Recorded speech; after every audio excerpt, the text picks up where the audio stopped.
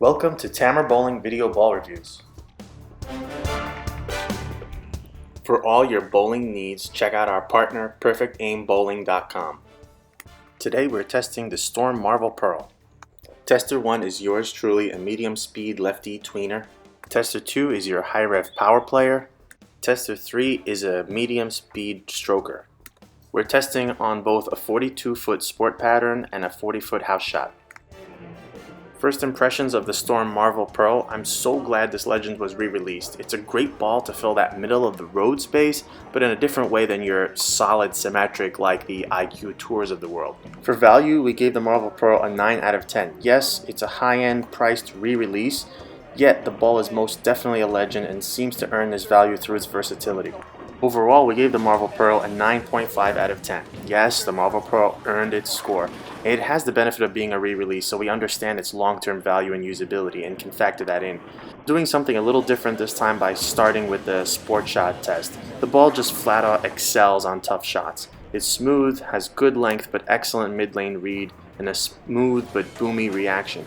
It's very much in line with the other legend, the High Road. However, it does offer something different with its low RG bulb-like core. You've been watching me throw the ball at 2000 Aberlon surface to handle some fresh medium-long sport pattern. You can actually see the comfortable length, excellent mid-lane control, and punch. What makes this ball so great is its ability to combine that mid-lane control while still being punchy.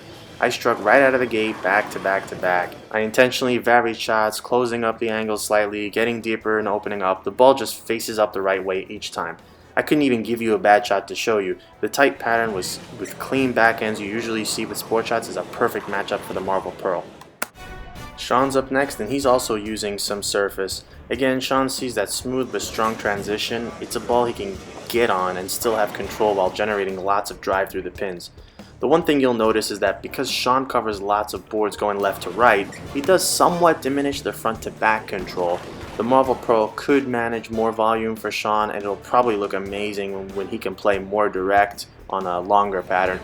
By the time he gets to this swing zone, less surface is probably better. Nevertheless, his eyes were wide open when seeing this smooth control but aggressive reaction. Bryan is our stroker tester, and like the rest of us, he absolutely loves his Marvel Pearl. He left it in out of box because he loves the reaction so much. So he'll typically wait for the shot to break down a bit. As he was testing after about 3 games of breakdown, that look was perfect. Ideal line for Bryan was a little more direct at 13 to 11. Like the rest of us again, he saw easy length with that smooth mid lane and driving roll. He was also able to get in slightly deeper if he wanted and play that tight pipe shot.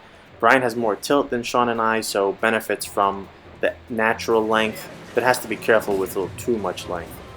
Hitting 9 at the breakpoint was more or less out of bounds for Bryan on this 42-foot pattern.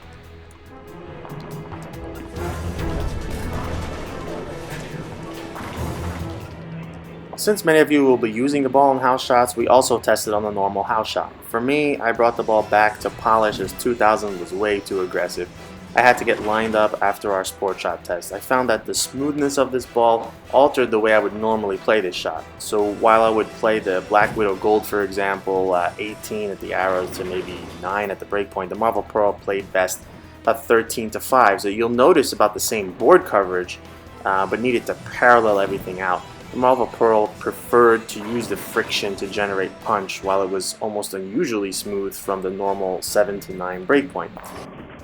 If you think about it, that makes perfect sense. House shots are built to create smoother balance of friction front to back, allowing you, or say forcing you to bowl side to side to generate good angle for carry.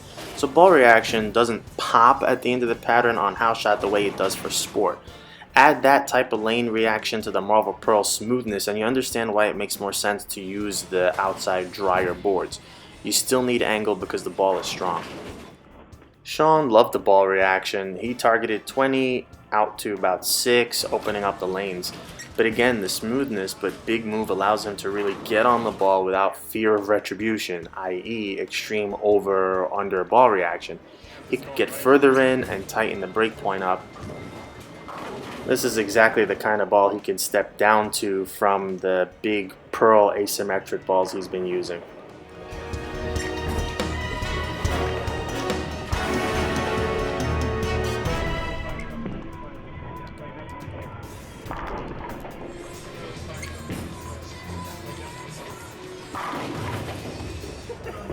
Bryan finds his best line to be quite direct at about 8 to 9 at the arrows to 7, 8 at the break point, so he takes advantage of the clean reaction to get the ball down lane and let it generate the angle through the pins.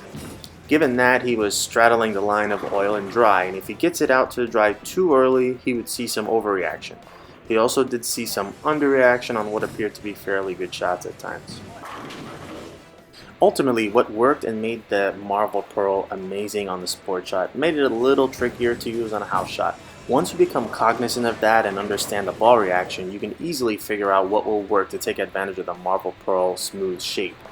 I wanted to start with the sport shot to really demonstrate how great of a matchup this legend is on tough shots. Additionally, if you bowl on house shots where there are like pro anvil lane, for example, or other super clean surface up front with strong backends, this ball will be a monster. I have zero hesitation to recommend the Storm Marvel Pearl to any type of bowler.